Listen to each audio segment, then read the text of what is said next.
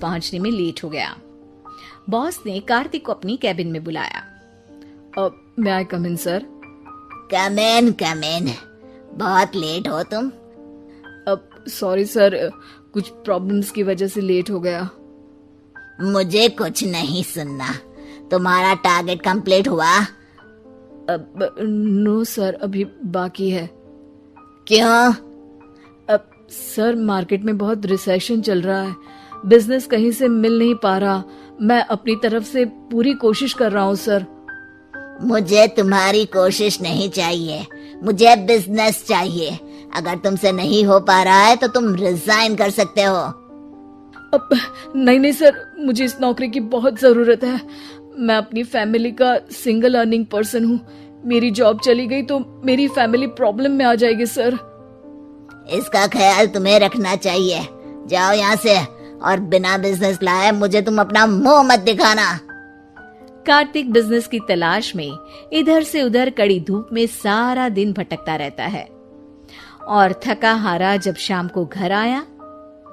बेटा, मेरी दवाई ले आए और बिजली का बिल भर दिया। अब दवाई लाना भूल गया पिताजी, और बिजली का बिल जल्दी भर दूंगा।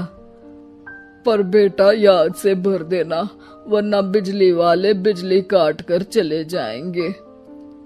लीजिए पानी। बच्चों के एनुअल फंक्शन के लिए स्कूल में जमा करने वाले पैसे लेकर आए? अभी सैलरी नहीं आई है मेरा, और अकाउंट में ज्यादा पैसे भी नहीं बचे हैं। तो क्या बच्चों को स्कूल भेजना बंद कर दूं? बच्चे अगर इस साल एनुअल फंक्शन नहीं अटेंड करेंगे तो कोई पहाड़ नहीं टूट पड़ेगा। और अब तुम मेरा दिमाग खाना बंद करो।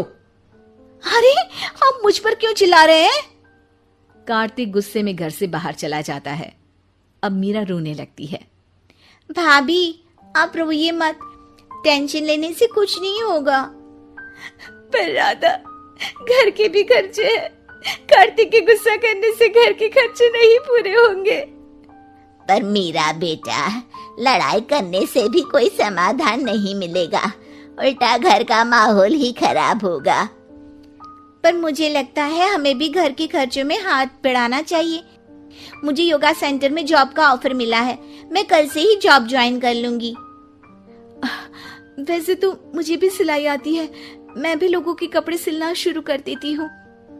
हाँ बेटा, मैं भी तुम्हारा घर के कामों में हाथ बटा दिया करूंगी, और काज बटन लगाकर सिलाई करने में भी सहायता करूंगी। मीरा, मैं तुम्हारे बच्चों के साथ मोहल्ले के बच्चों को भी ट्यूशन पढ़ाऊंगा।